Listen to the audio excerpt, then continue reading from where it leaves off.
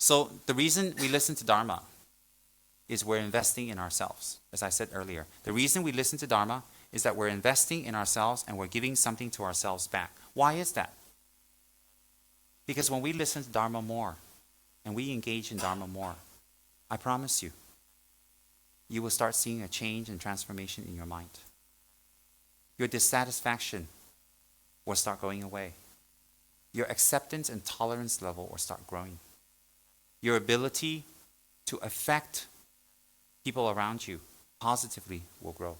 And you'll see that normal emotions that were very disturbing for you in the past, you're able to handle. They don't go away immediately, but you're able to handle them and go through them gracefully and not act upon them. You'll see that happen. Why?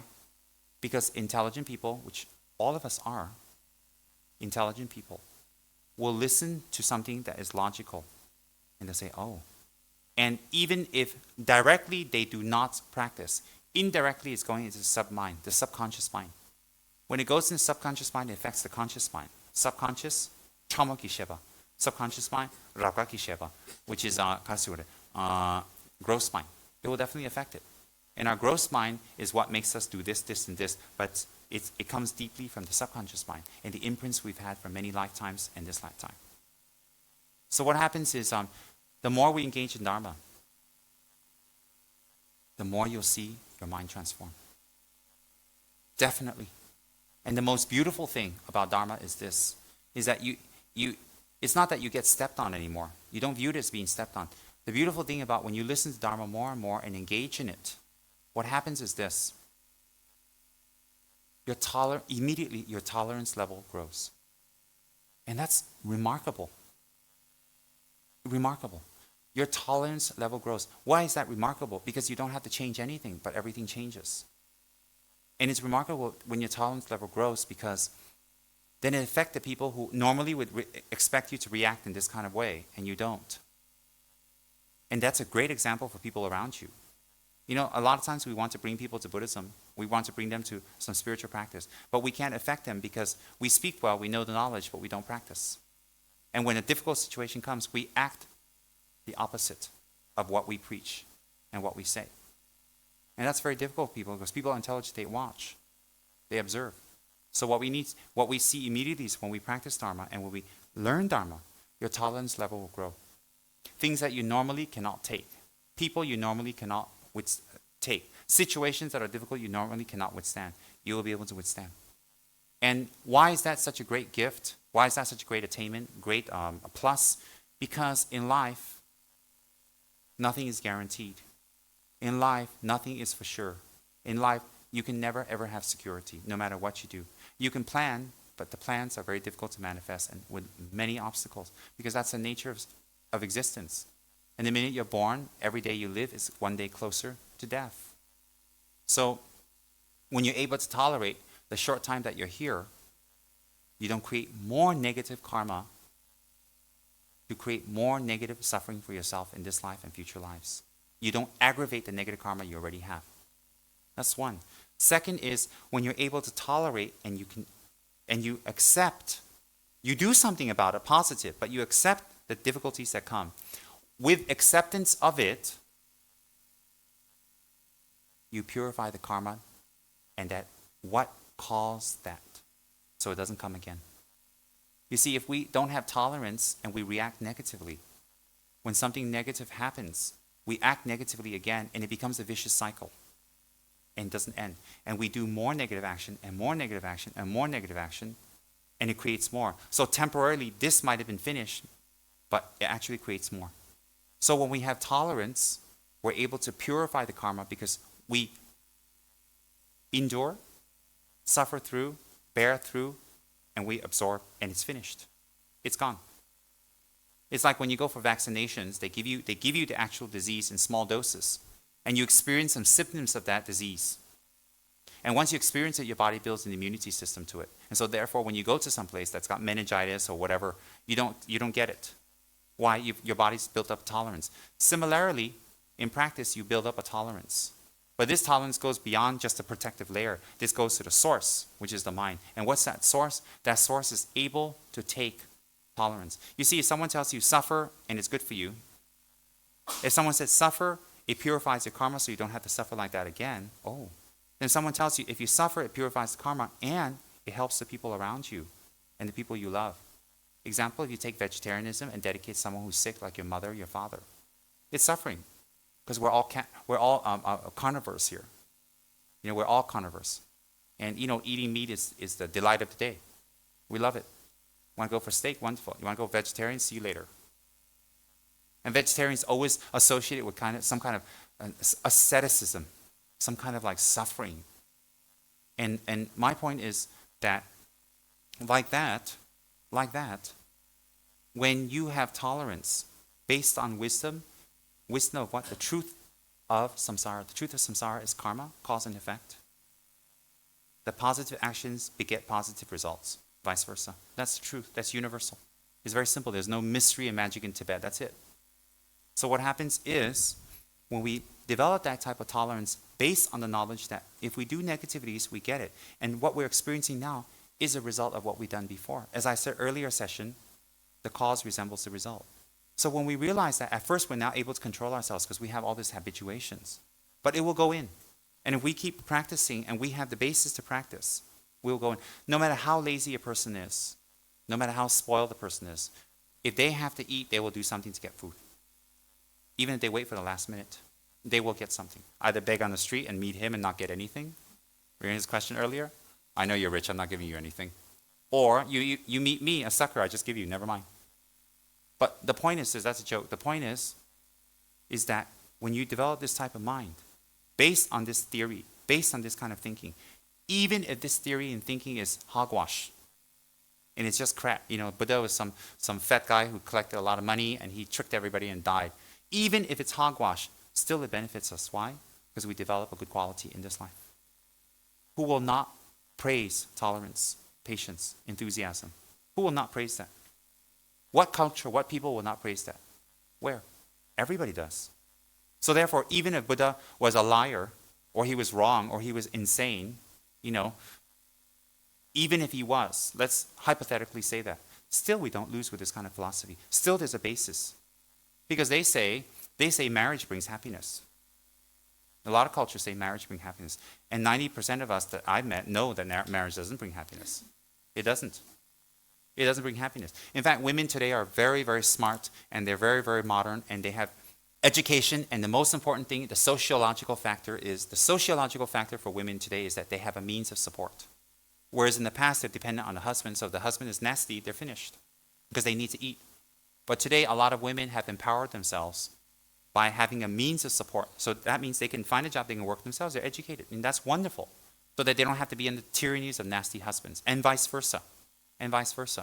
So the trend has changed because that's why divorce is rising. There's many factors, it's one of them. And then how many times you hear, oh, you're the love of my life, and all these cars, and they're so dramatic, and they tell you they love you, they're fabulous, they're wonderful, the most beautiful, I can't live without you. 2 years later, they're in divorce court. And if they're lucky, it's 2 years. Sometimes 1 year, it's divorce court. Why? Because their projection of that person wasn't true. And their own projection of themselves were not true. And when they're put in a certain situation, they can't take it. And marriage, most of the time for many people, is hell. The difference between older people and new generation of people with marriage is, it's a stigma to divorce. You fail. You're bad. Today, the attitude is, oh God, I'd rather be alone than unhappy. I mean, wait a minute. TLC, they sing that. Waterfalls. I'd rather be alone than unhappy. And it's kind of the norm now. And so what happens is that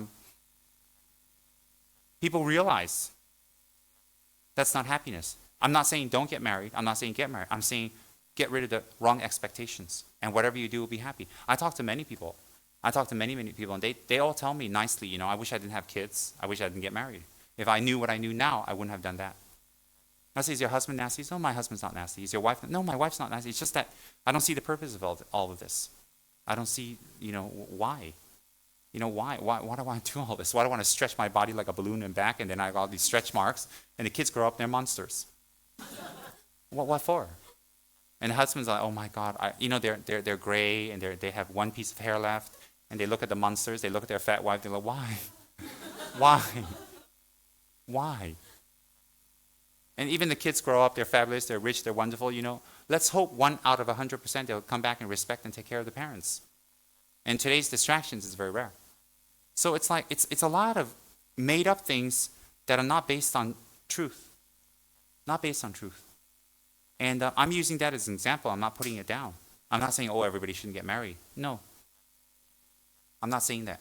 I'm saying marriage is an example for everything we do in life. We have a projected expectation based on not the truth, based on ignorance and the limited knowledge we have that's very narrow. And therefore, when we hear the Dharma, it turns that around. It opens us up. So even if we're in a rotten marriage, we can turn it around to make a nice marriage with Dharma. Even if we're in a horrible situation, we can turn it around and make it nice. Why? Instead of trying to change that person all the time, we change ourselves. As Shantideva always says, it's easier to wear shoes on your feet to avoid thorns and rocks that damage your foot than to sweep the whole earth and expect the whole earth to be free of pebbles and free of thorns so that your foot doesn't get cut. It's less work, it's easier, the effect is exactly the same. He says that in the Bodhisattva Charyavatara. It's my favorite, I love it. I read that 20 years ago and I went, wow, I said, that's true. Imagine wear shoes, it's the effect of same effect as if you sweep the whole planet. And that's what we do. We run around changing people all the time and expecting this, expecting that. Well, we don't change ourselves. And it's a lot of work. We get tired. We get stressed out and we get exhausted and we get depressed and sometimes we get into situations that we regret. But if we just change ourselves, wherever we go, the effect is the same. There are nasty people. When you change yourself, doesn't mean nasty people won't change. But you see, they can harm you less because if you don't respond, there's a chance that they might regret. There's another chance they just leave you alone. And you think you lose face. You don't lose face. You don't. You gain. Why do you gain? All the trouble, the problems, the difficulties, and extra negative karma that you don't need. So when we listen to the Dharma, step by step, and its vast teachings and its vast ways, and why there's so much Dharma, because our minds are vast. We have different types of mentalities. Because we have different types of mentalities, we need different types of teachings to suit us. And then we say, well, if we find the teaching would suit us, we don't have to listen to anybody else or anything else. Yeah, but if we listen more, we know many methods, and we're able to help many types of people. See, the point we listen to Dharma is not based on people. It's not whether they do good or they do good bad. They're good, then I do. They're not good, I don't do, and I run. No, you see, that's a wrong attitude to Dharma. We shouldn't do Dharma on the basis of people. We should do it for people, for others. When we do for others, it's different. Sometimes I hear, in that Dharma center, there's this nasty person, and I'm leaving. I'm not going to practice Dharma. For one person, you'll give up your whole spiritual career. For one person, you'll give up your whole spiritual practice. For one disappointment, one incident, you'll give up everything and just run away back to samsara. And you may be temporarily free from the nasty person or situation, but ultimately you suffer. Why? Because you're bereft or you're not with knowledge. So I find it ridiculous that if we, in the Dharma center, just use as an example, 1 or 2 or 3 people we don't like, or the situation we don't like, whatever, and we just run. Why? Temporarily, we think that's our normal samsara method, but it doesn't work because we lose out. We're never able to deal with nasty people. We have to keep running, and we just run and run and run until we can't run anymore. And then that's 1. 2 is that if it's in a Dharma center, people always have this question: why do they act like that if it's in a Dharma center? How ridiculous! That's why people are nasty in the Dharma center. But those are people a little better than people who are not, because these people know they have a problem. They're here to find a solution. It's like asking a question: why is there anybody sick in a hospital? Hello? Why is there sick? Why do people die in a hospital? Like, what a ridiculous question. So you equate that to Dharma center. Of course there's going to be nasty people in the Dharma center. I'm nasty. I'm a thug. There are mean people. There are people with all kinds of weird thinking, weird energies, and they have desire, they have unhappiness, they have jealousy. Just like me, they don't all practice sincerely and completely. And so we expect the other people to be perfect so they influence us and inspire us. But do we ever think about inspiring them, influencing them? It's time to think this way and not this way. Why? Thinking that way creates sufferings for us, Dharma center or not. Thinking this way, we suffer, but the suffering doesn't continue. So what happens is, of course there are nasty people in Dharma center. There are sneaky people. People are people, but at least they're there. And the Dharma center brings benefit to many, many people. Many people get benefit. So we shouldn't be in a Dharma center on the basis of people. Because they're nice, or they listen to me, I get respect, or they give me a special seat, or there's teachings, or whatever.